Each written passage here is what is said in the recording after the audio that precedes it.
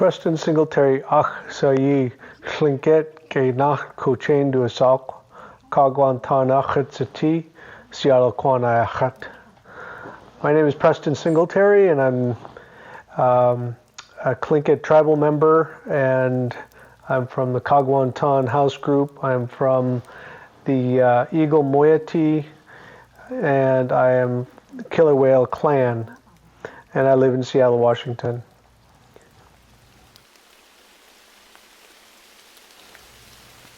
The story of Raven releasing the daylight is one of the most iconic stories of the Tlingit people of Southeast Alaska.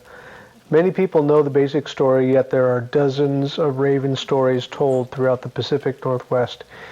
Each telling is a unique treasure for families, communities, and for all Tlingit people.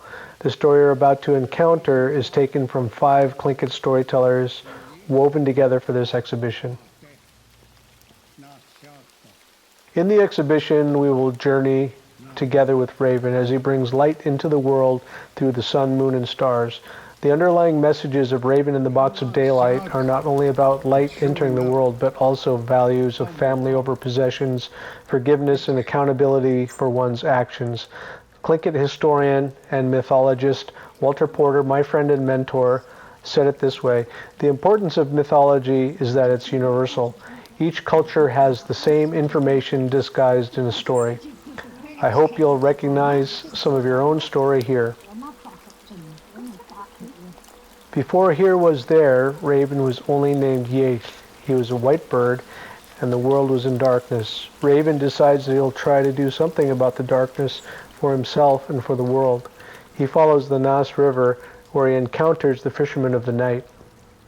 Fishermen tell Yeath about Nass Shakankawu, the nobleman at the head of the Nass River. The nobleman is wealthy and has a beautiful daughter. He has many treasures in his clan house, including beautifully carved boxes that contain the light. Yeath knows he will not be welcome in the clan house in Raven form. He devises a plan to transform himself into a speck of dirt and float into the drinking ladle of the nobleman's daughter.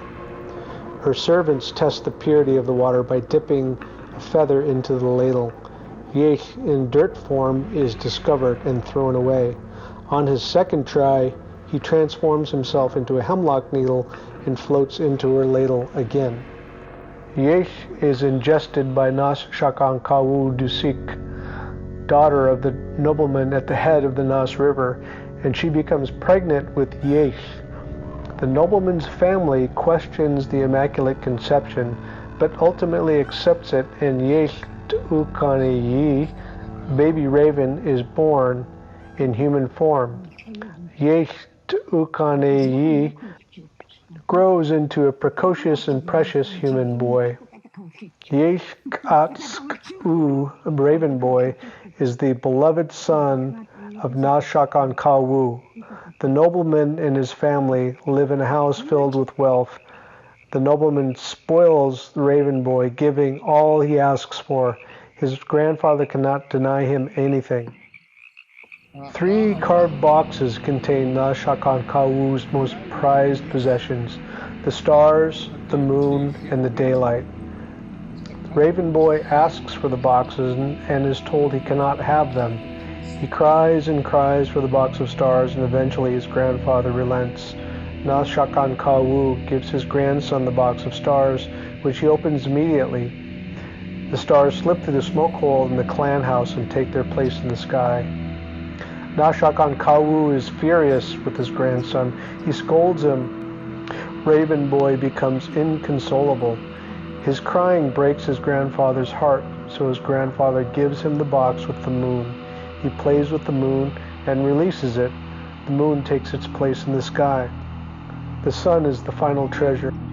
Even though the boy has been given everything he desires, he tires of being human and decides it's time to leave. Nass Shakankawu protects his final treasure fiercely, but Yeath eventually succeeds in releasing the daylight. Yeath, or Raven, decides it's time to leave and transforms himself back into bird form. Nass Shakankawu realizes immediately he's been fooled. He's so angry that he gathers all the pitch in the clan house in a bentwood box and throws it into the fire. He catches Yeath as he's trying to escape out of the smoke hole and holds onto his feet. Raven is covered in soot and smoke from the fire. He's transformed from a white bird to a black bird that we know today. His color marks his sacrifice. His physical form is forever changed for bringing light into the world.